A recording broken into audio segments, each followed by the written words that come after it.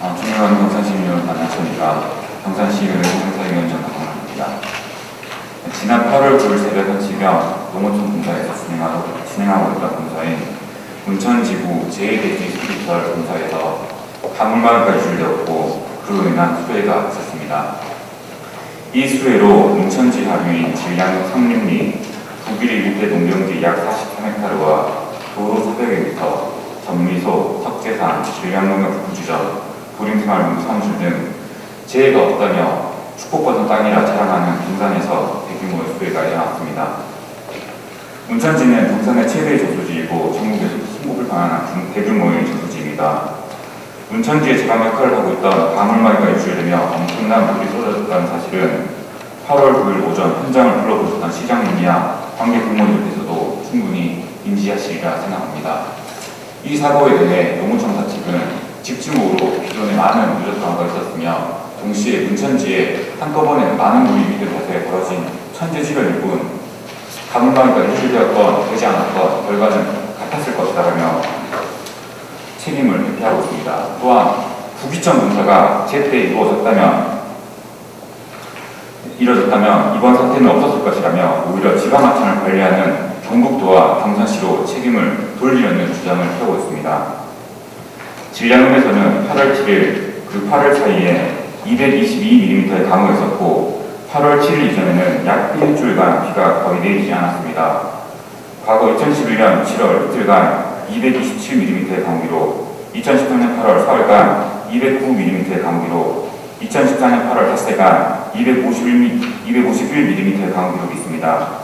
즉, 이번만큼의 많은 비가 처음 온 것이 아니며 농어촌 공사가 진행한 문천지의 수리시설 공사 이전의 문천지는 많은 비에도 아무런 문제가 없었습니다.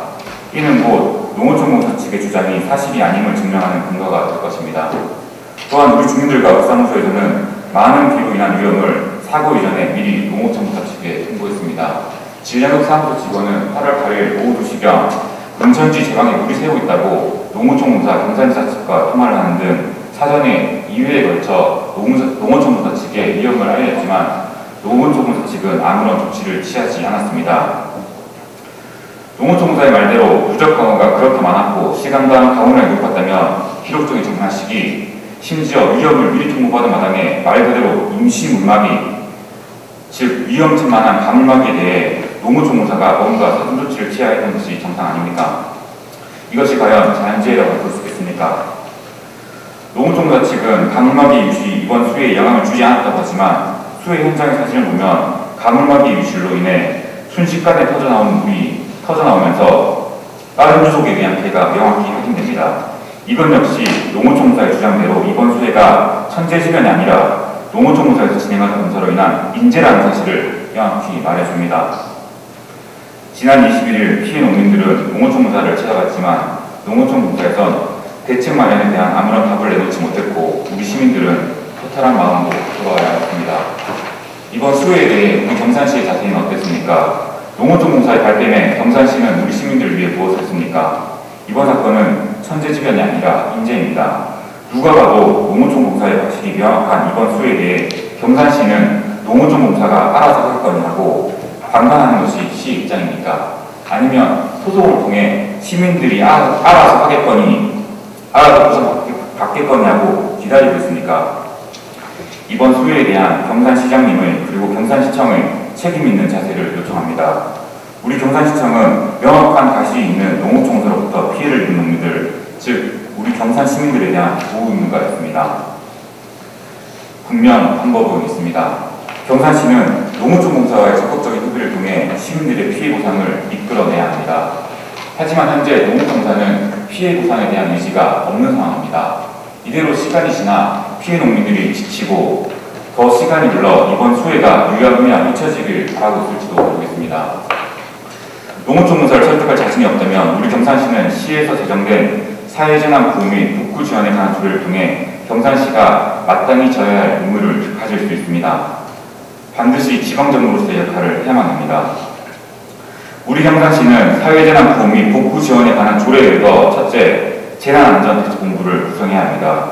둘째, 조례 3조와 4조에 의거 경산시가 우선적으로 피해를 보상해야 하고 셋째, 조례 5조를 통해 수해를 유발한 원인자인 농어촌무사의 부상권을 청구해야 합니다. 고은 의원의 시정 질문은 분명 경산시에서 제정된 툴을 통해 우리 시민들을 도울 방법이 있음에도 가만히 손을 놓고 있을 것인지에 묻겠습니다. 예산이 부족해서 어렵다는 말은 듣고 싶지 않습니다. 그런 답변은 듣고 싶지 않습니다.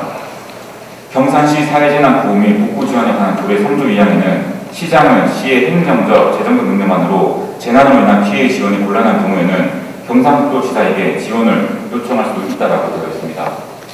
또한 경산시는 8월 9일 이후에 수해 이후에도 그리고 현재 이 시간에도 이런저런 이유들로 이번 수해 농민들의 보상보다 우선순위가 절대 높을 수 없는 곳에 예산을 쓰고 있습니다.